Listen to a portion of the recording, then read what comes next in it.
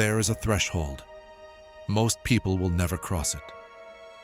Not a border on a map, not a checkpoint between nations. It is the line where the air itself refuses to carry sound. Where mercury does not fall, it surrenders. Freezes mid-descent, as though physics itself has conceded to the cold. At -60, words leave the mouth and die before they reach another ear. Breath becomes crystal, tiny, weightless, gone. Only silence remains, vast, indifferent, absolute. This is where Russia begins, not on a coastline, not beneath a golden dome, but at the precise moment when human ambition touches the impossible, and the Russian spirit decides to build there anyway. The mystery is not the scale of this land, though it spans 11 time zones and swallows Europe whole. The mystery is the obstinacy, the insistence to carve marble underground, to plant beauty where none was invited. Russia is not simply a country. It is an argument with nature, and so far, it has not lost.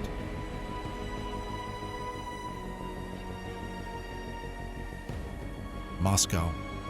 Moscow does not announce itself. It appears sudden, inevitable, like iron rising through snow. This is not a capital the way other cities are.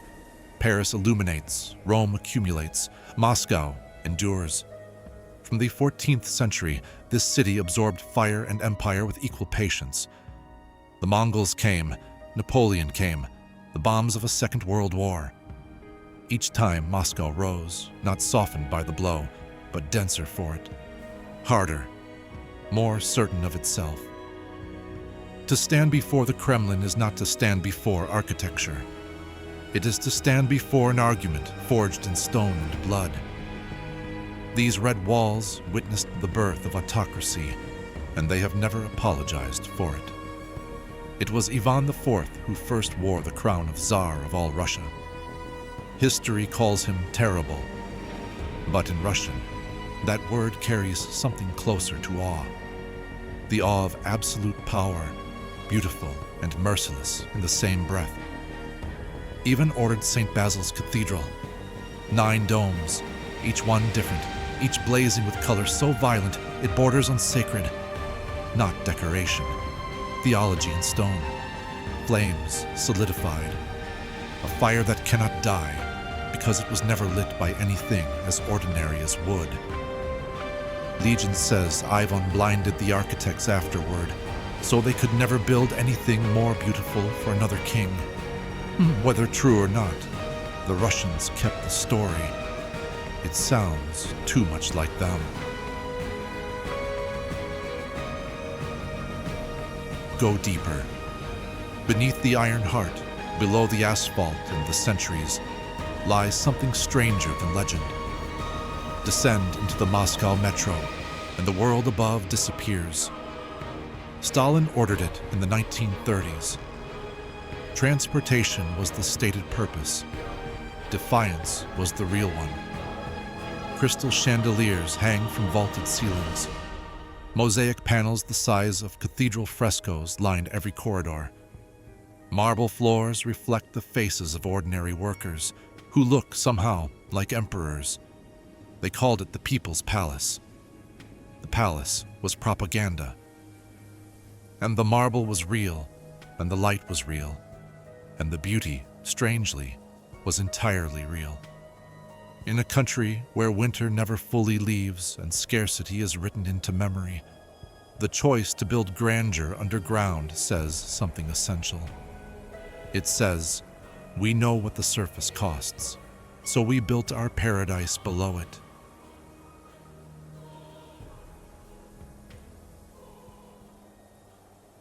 "500 kilometers northwest, at the edge of the Baltic, Peter the Great committed an act of architectural madness. He found a swamp, a frozen delta of mud and reed, where the Neva meets the sea in silence. Land where no city should stand, where the earth offers nothing but resistance. And he said, here, They drove hundreds of thousands of wooden piles into the silt, laid stone on the silence of the dead, because that is what St. Petersburg is built on. Workers consumed by cold and labor, pressed into the foundations like mortar. This city rose from that sacrifice, baroque, impossible, impossibly beautiful.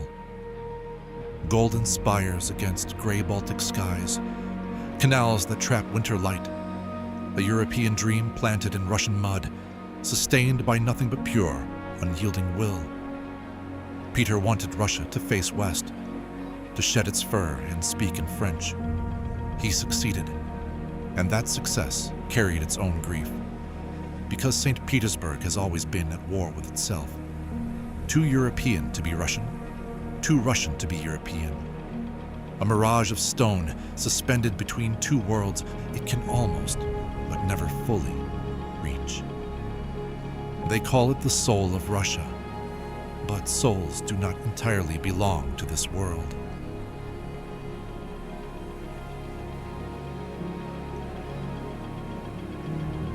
South from the city, through avenues of silver birch, past frozen fields that once held imperial summers, lies the Catherine Palace.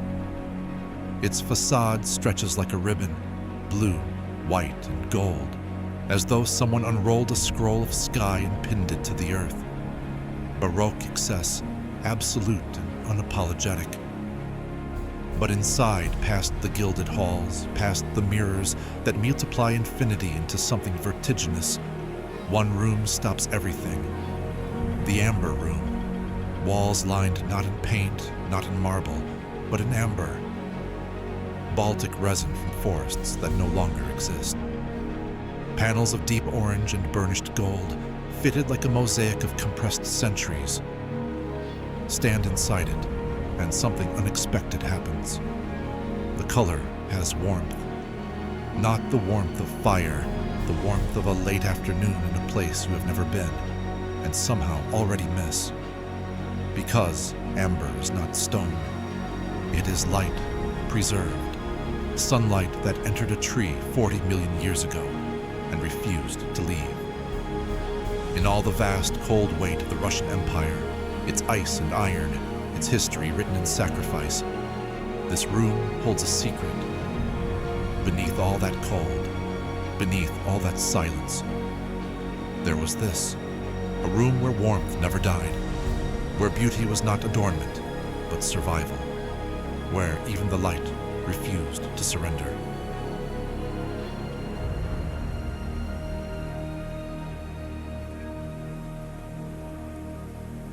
There is a place at the far edge of Russia where the earth has not yet decided what it wants to be.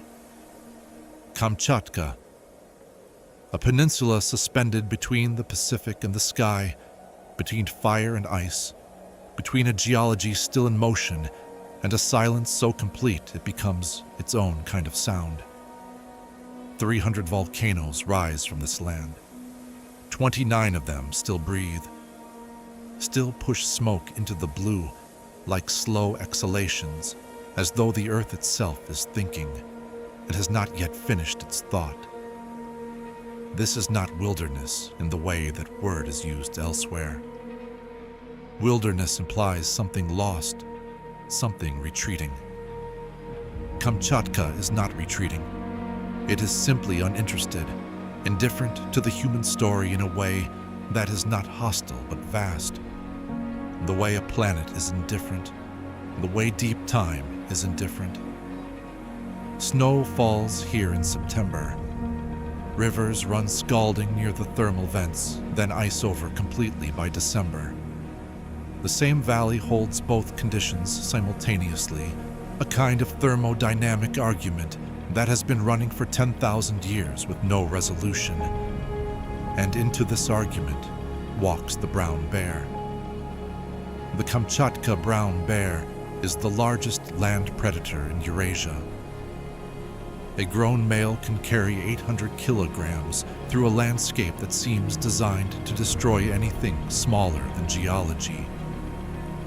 He moves without urgency, a slowness that is not sluggishness but absolute authority.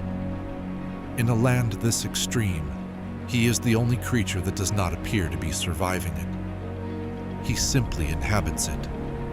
Each summer, the salmon come. Pacific red salmon, fighting upstream against white water, against gravity, against every rational instinct, driven by something older than reason. The rivers turn crimson with them, and the bears gather, their great silver-brown shapes arranged along the waterfalls in a patience that borders on ceremony. One swift strike of a forepaw, and a salmon that crossed an ocean to reach this moment is gone. It is not cruelty. It is not drama. It is the oldest contract of the natural world, effort rewarded by effort. The salmon burning everything to arrive. The bear burning nothing, simply waiting for the world to deliver what it promised. Stand here, and you understand something about Russia that no palace can teach. That beneath the marble and the empire, beneath the cathedrals and the czars and the ideology, there is this.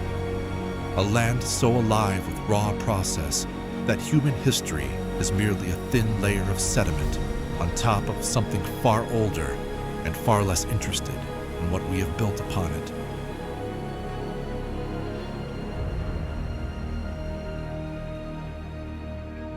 "25 million years old.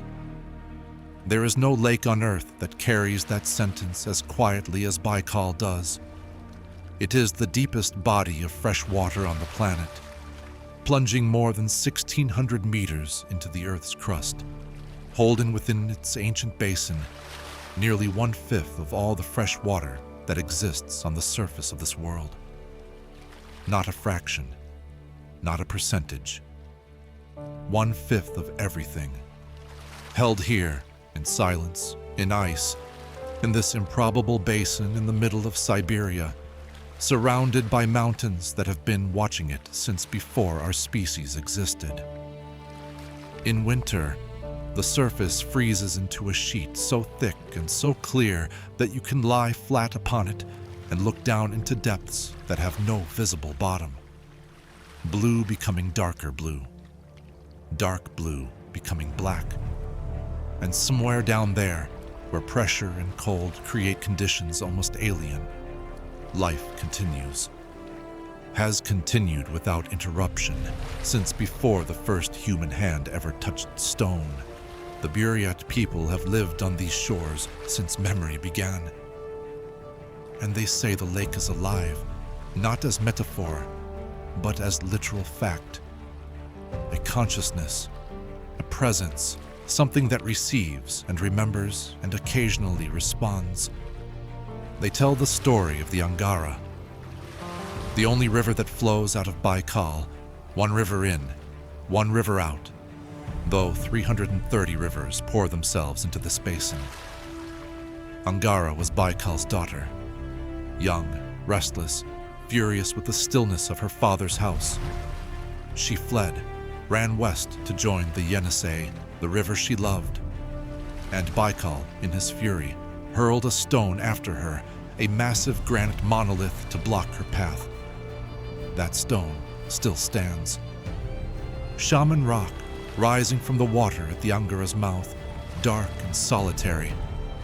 Every ripple that passes it, the Buryat say, carries the sound of that first furious morning.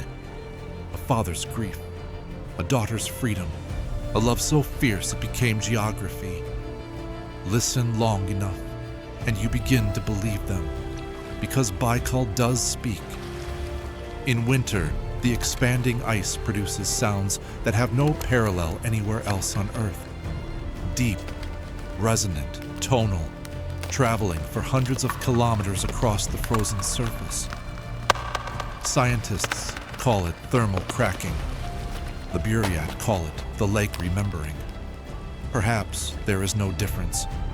And beneath the ice, in the deep cold water, lives a creature that should not be here at all. The Nerpa, the Baikal seal, the only freshwater seal on Earth. No ocean, no migration route, No logical explanation for how a marine mammal came to inhabit a landlocked lake in the center of a continent, 1,000 kilometers from the nearest sea. They have been here for 2 million years.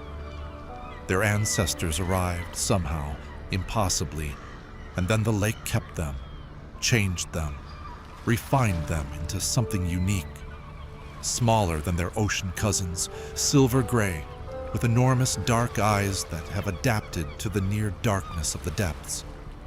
They carve breathing holes through ice up to 2 meters thick, using their claws and their remarkable patience, and they raise their pups on drifting ice floes in temperatures that would kill most mammals in minutes. They do not simply survive here. They belong here.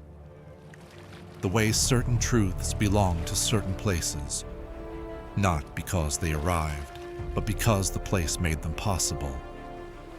The Nerpa is Baikal's signature, its proof of concept, evidence that when a landscape is old enough and deep enough and still enough, it begins to generate its own logic, its own forms of life that exist nowhere else in the universe.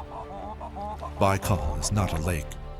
It is a counter-argument against impermanence, against forgetting, against the idea that time erases. Here, time accumulates.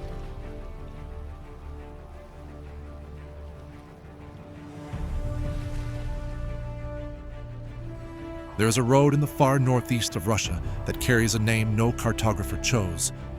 They call it the Road of Bones, not for its shape, not for the landscape it crosses, but for what is pressed into the earth beneath it. In the 1930s, Stalin sent them here. Political prisoners, intellectuals, dissidents, priests, anyone whose existence was inconvenient to the logic of the state. They came east in cattle cars in winter, through landscapes that seemed to grow more hostile with every kilometer. And when the cattle cars stopped, they walked. They were sent to Kolyma to mine gold, to build roads, to exist as instruments of labor until the labor was complete, and then, when it was complete, to continue existing as instruments of labor until they could not. Winters reached -50. Rations were calculated to sustain just enough life to continue working, a precision that was its own kind of cruelty. Disease moved through the camps with the efficiency of something purposeful. Bodies could not be buried in the permafrost. The ground was frozen too deep, too hard, too indifferent to accept them. So they were laid beneath the road they were building, layer by layer, year by year, as the highway extended east toward Magadan. The road was built on the men who built it. The bones are still there, compressed beneath asphalt and decades, preserved by permafrost as thoroughly as anything ever placed in amber. When vehicles pass over this highway today, they pass over graves that have no markers. Tens of thousands of them, perhaps more. The numbers belong to the category of things that are known to be unknowable, too vast, too deliberately obscured to ever be exact. What is exact is the road, its straightness, its persistence across a landscape that has tried repeatedly to reclaim it. Frost heaving the asphalt, permafrost shifting the foundations, time doing what time does. And still it holds. Still vehicles pass over it, still it goes east. Not the evil. History provides no shortage of that.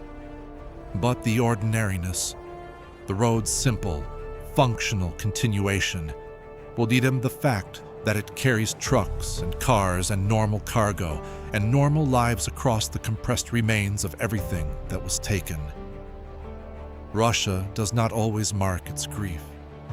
Sometimes it paves over it and drives.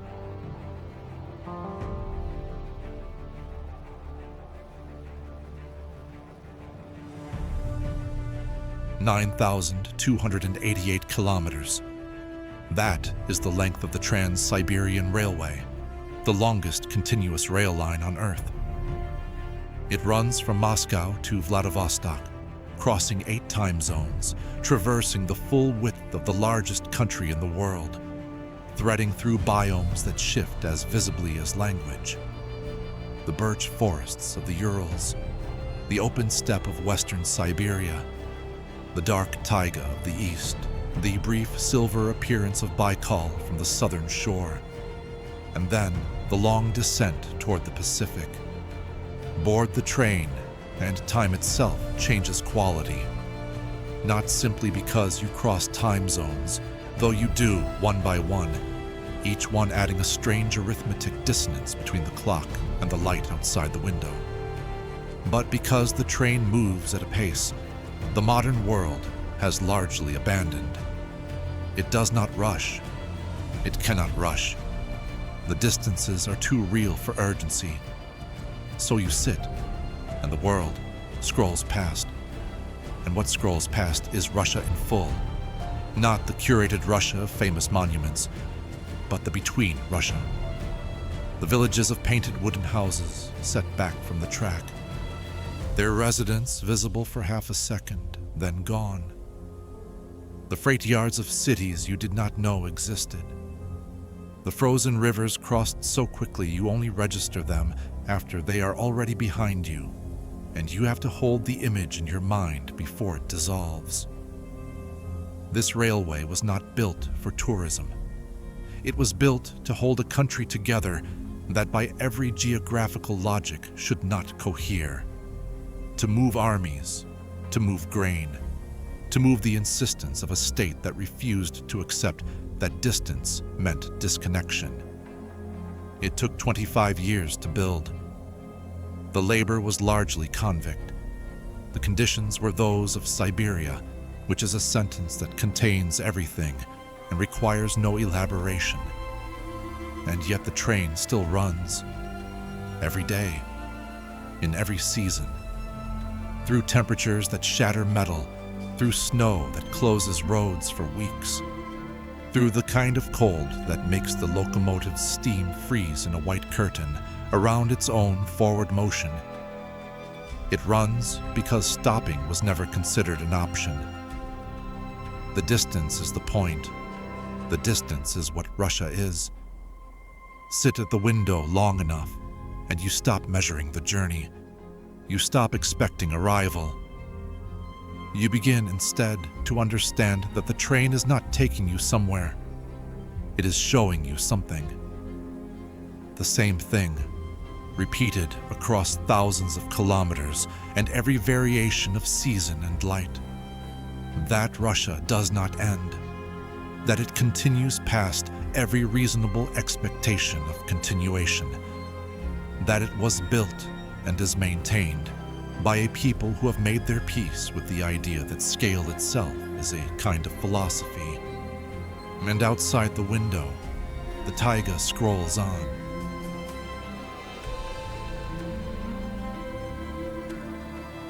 Stand here, and the word continent loses its authority. There is no cliff edge, no wall, no visible seam in the earth where Europe ends and Asia begins. Just the Ural Ridge, ancient, worn smooth by 400 million years of patience, running north to south like a sentence the earth began and never finished. The Russians call it the stone backbone, the spine of the world. And they are right in a way they perhaps did not intend, because a spine does not divide. It connects. It holds two halves of a body in alignment, bears the weight of everything above it, and asks for no recognition. East of this line, the steppe opens. West, the forests soften. The light changes, not dramatically, not all at once, but it changes, as though the air itself keeps different hours on either side. The Urals are ancient beyond useful comprehension. When the first trilobites moved through warm Cambrian seas, these mountains were already old. The civilizations that rose and fell on their flanks, the Scythians, the Bashkirs, the Cossack frontier settlers, the Soviet industrial cities, are in geological terms an afternoon. And somewhere in these mountains, in the winter of 1959, 9 young hikers walked into the snow and did not come back. The Dyatlov incident has never been explained.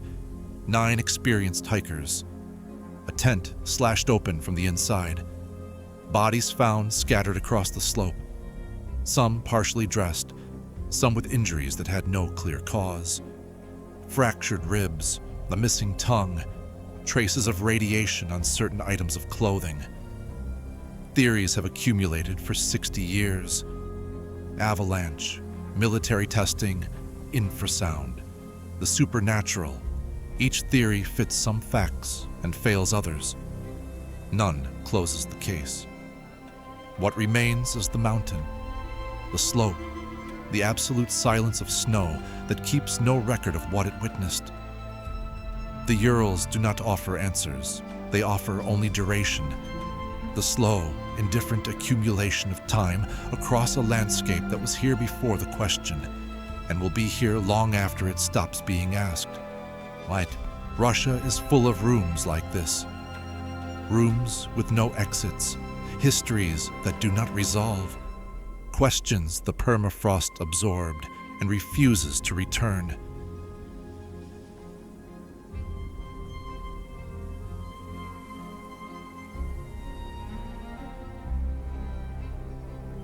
At the beginning of this journey, we stood at a threshold, the place where the air refuses to carry sound, where mercury surrenders, where the breath crystallizes and vanishes before it reaches another human ear. We said Russia was an argument with nature.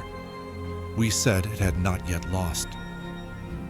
Having traveled this land, from the iron heart of Moscow to the wild geology of Kamchatka, from the amber warmth of an imperial room to the cold geometry of a road built on the dead, we can say something more precise now. Russia does not win its argument with nature. It simply refuses to concede it. That is a different thing. Winning implies resolution. What Russia has instead is persistence, a kind of geological stubbornness that mirrors the very landscape it inhabits. The permafrost does not yield. Neither does the people who chose to live above it. The volcanoes do not quiet. Neither does the history that keeps erupting through the surface of the present. Other civilizations have built in difficult places, but Russia built in the impossible ones, and then called the difficulty a virtue, turned the harshness into identity, made the frost a mirror, and decided to be proud of what it reflected. Think of what it requires to construct a palace of amber in a swamp at the edge of the Baltic, to carve marble halls beneath a city waiting to be bombed, to lay a railway across 8 time zones through terrain that kills unprotected men in hours. These are not simply feats of engineering. They are philosophical statements. They are a civilization insisting, against all evidence, against all reason, that beauty belongs here too. That grandeur is not only for the temperate, that the cold does not disqualify a people from the full range of human longing. The Russian soul, if such a thing can be said to exist, and every artist, every prisoner, every pilgrim who ever stood in the amber light suggests it can, is not defined by what it endures. It is defined by what it builds while enduring. The domes of St. Basil did not rise in spite of the cold. They rose because of it. Because a civilization that knows how close the void is builds its fire that much higher. Flames of stone against a sky that has never promised warmth. A gesture so defiant it became beautiful. This is the geometry of silence. Not the absence of meaning, but meaning carved into a landscape that offered no surface to carve on. Russia did not inherit a gentle country. It inherited an argument, and generation after generation, it answered that argument the only way it knew how. With marble, with amber, with iron and faith and the quiet, stubborn insistence of ordinary lives lived in extraordinary cold. At -60, words die before they travel. But stone endures. Light, preserved in resin, endures. The Nerpa beneath the ice, the bear at the waterfall, the bells of Suzdal ringing across an empty winter field, these endure. Russia is not a country you understand from the outside. It is a country you eventually stop trying to understand and begin instead simply to receive. Like cold, like silence, like a cello note rising from nothing in an empty station, beneath a city that refused to build its beauty anywhere the sky could reach it. The threshold is still there. The air is still too cold to carry sound. And somewhere in the white silence of the Siberian dawn, something is still being built.